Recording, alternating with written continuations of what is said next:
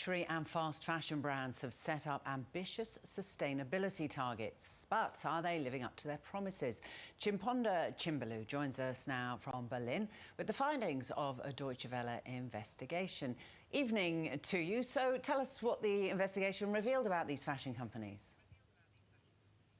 Well, Lorna, DW and the European Data Journalism Network actually looked at hundreds of sustainability commitments from several corporate reports, and these were from 17 of the biggest European fashion companies.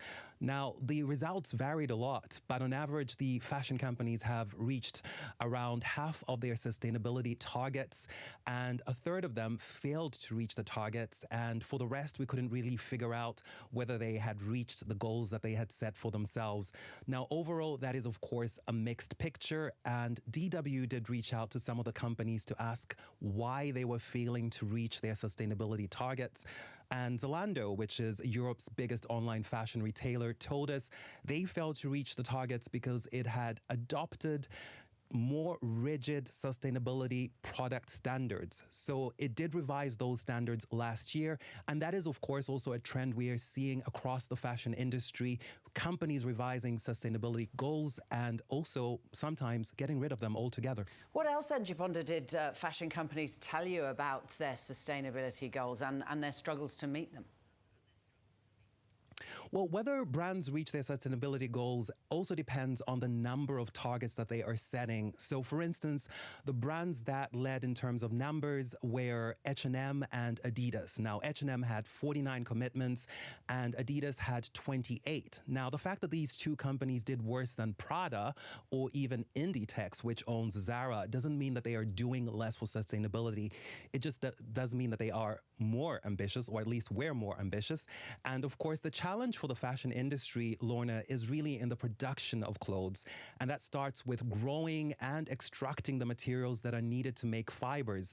And there's also, of course, also a lot of energy needed to create the fibers too. And huge amounts of water and chemicals are also used in those processes. Interesting. How important is sustainability in fashion when it comes to the big question of cutting global carbon emissions?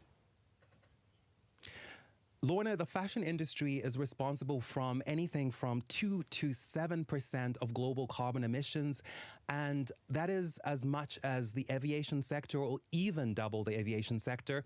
And that is because it is quite hard to figure out how damaging the fashion industry is to the environment because of its complex supply chains. Now, the fact that more and more people are buying clothes online isn't helping. There have been some efforts at the EU level to change that through the bloc's Corporate Sustainability Reporting Directive and the Green Claims Directive. But there has been some pushback, and there are some EU policymakers who believe that such regulations may be hurting the competitiveness of Europe and European businesses. So we are seeing a pushback and also sort of less regulations when it comes to environmental protection and also supply chains and how fair they are. Chiponda Chimbelu, thank you. Taking a quick look at tomorrow's weather. Brisbane, storms developing for you. Partly cloudy if you're in